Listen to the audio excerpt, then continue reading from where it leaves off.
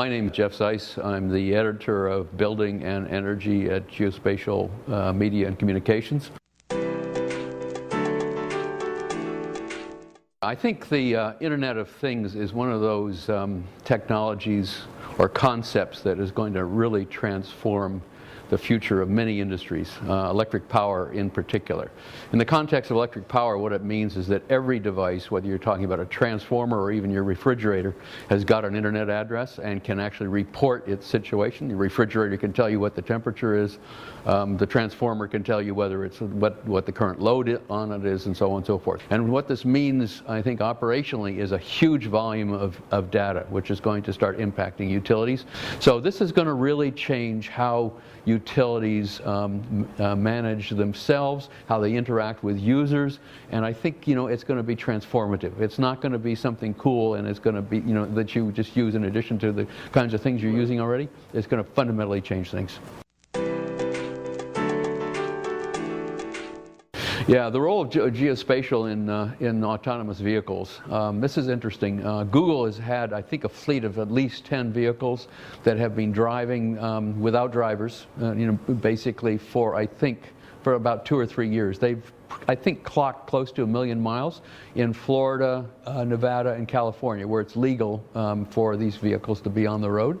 Autonomous vehicles can sense where they are, but they can't sense that on the other side of that curb line there's actually a cliff, or there's something else, an obstruction, for example. They're not very good on sensing when things are cooperative, for example, another car, which will make every effort to avoid colliding with you, or whether it's a cow, which is what we would call an uncooperative object, which the cow will not make an effort to not collide with you.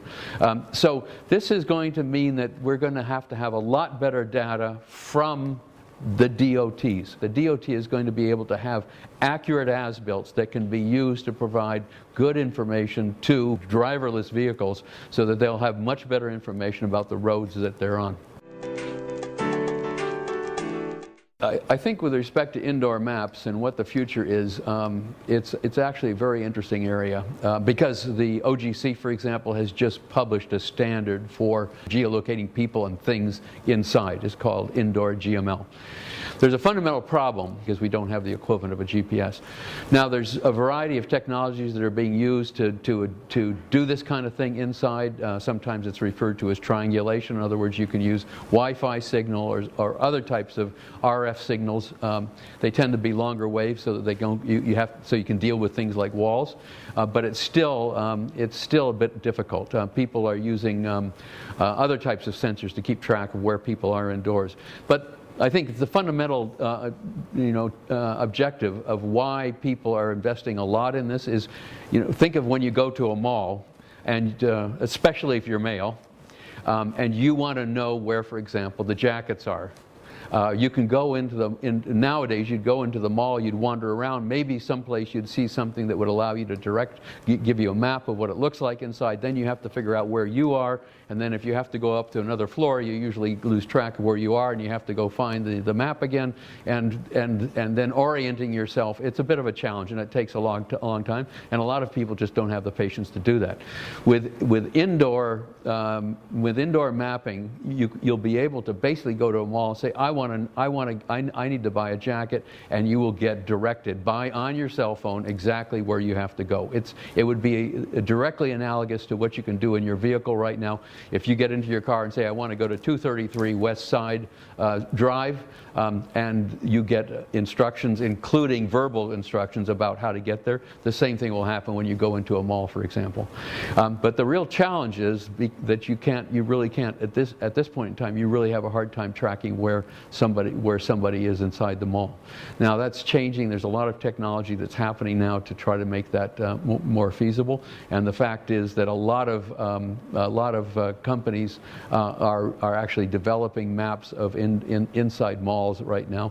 And these will be using, I think, they will also be taking advantage of some of the technologies besides geospatial technology. They'll be taking advantage of, for example, building information models, because for malls, most malls these days, there are basically digital models of the mall with floor plans, 3D views of things, and it also allows you to visualize in 3D where it is. And if you've ever used a GPS in a vehicle, you recognize the value of having a 3D model, because when you can see more or less where you are, and you can see that over there is the tie rack and over there is the sock rack, and that if you go by those, then the next thing is going to be the jacket rack. You can see that's going to help you get to your goal much quicker. So one of the things that from an advertising point of view, that one of the benefits of indoor geolocation, precise indoor locations, is that you can send out basically a notification, and usually the notification is geofence, so it means that you only want certain people within a certain area to respond to it, rather than in the whole store. So it could be that if I'm walking by the jacket section right now, but I'm heading for the sock section, I could get a notification saying you're just passing by an area where there is a special on right now. There's 30% off on jackets or 15% off on jackets, so that that might get my attention. Right now it would be a sign that would be up, and I may or may not notice it. But if I get a notification on my BlackBerry or on my cell phone that goes beep, there's a special on, 30% off right to your right, that might get my attention a lot better than having a sign up. Augmented reality is something that I could talk about on two levels. One is a professional level, and I'll talk about it on a consumer level. Professional level, I'll give the best example, would be underground facilities. It means that I would be able to walk down a street, and on my iPad, I would be able to see a 3D model of everything that was underground. From the point of view of a developer, or from the point of view of a utility person who has to dig up a road to put in a new cable, for example, this is incredibly valuable. It reduces the risk of inadvertently hitting, for example, a gas main, which is the worst thing you can hit, or another electric cable, or hitting a water pipe, or anything like that. If you're in the construction business, you know one of the biggest risks you have to deal with is hitting things when you dig holes.